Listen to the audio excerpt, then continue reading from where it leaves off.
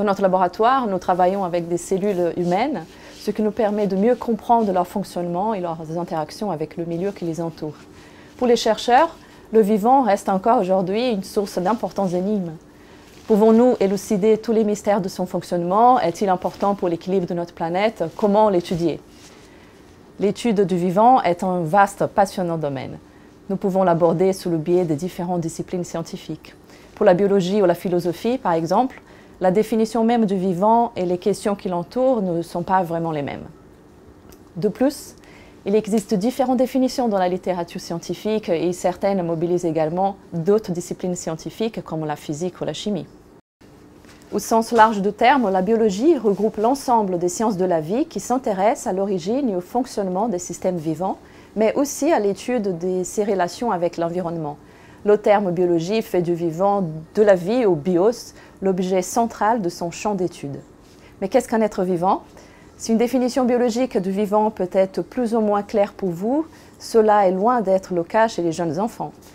Dans un programme d'éducation par la recherche, et sans pour autant proposer d'entrer une définition très académique, l'enseignant peut s'engager dans une scénarisation pédagogique assez simple qui aidera les enfants à comprendre le vivant à partir de leurs connaissances préalables. La construction de la connaissance se fait d'abord en mobilisant les intuitions premières du monde visible qui les entoure. Par exemple, si vous montrez aux enfants l'image d'une pierre, un grand menhir et un guépard, les enfants diront très probablement que le vivant est le guépard, puisqu'il est capable de bouger. Le vivant est intuitivement assimilé au mouvement. Mais un nouveau raisonnement peut s'imposer face à une question-problème. Si notre menhir tombe et se met à rouler, est-il vivant puisque maintenant il bouge?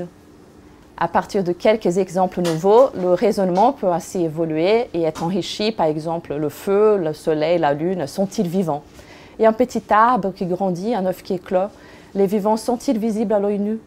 À cette étape, sans avoir proposé aux enfants une quelconque définition du terme vivant, les enfants peuvent déjà s'exprimer sur le sujet, au prix d'erreurs, des remises en cause, certaines idées et aussi de nouvelles réflexions. Cet exercice vous permettra déjà de collecter leurs différents points de vue.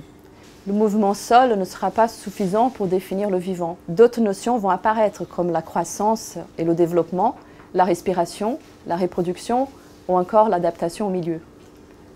Sur le plan biologique, les enfants auront assimilé quelques critères importants pour distinguer les êtres vivants, mais aussi compris que chaque critère n'est pas suffisant pour désigner à lui seul un être vivant. Il faut donc les considérer dans leur ensemble. Pour les virus, il y a une particularité dont il nous faut tenir compte. À la différence des plantes, des bactéries et des animaux, ils ont besoin de l'organisme qu'ils infectent pour se reproduire, ou plus exactement pour se répliquer. La place du virus dans l'album de famille du vivant n'est pas encore très bien tranchée. Vous l'aurez compris, pour travailler les représentations initiales, je vous propose d'utiliser des photos ou d'autres supports numériques pour différencier ce qui est vivant et ce qui ne l'est pas. De trouver les caractéristiques du vivant sous forme de quiz par exemple. Comme vous le savez, la plupart des êtres vivants ont besoin de nourriture, d'eau et de lumière. Les êtres vivants respirent, se déplacent, répondent à des stimuli, se reproduisent et se développent. Ils dépendent aussi de leur environnement.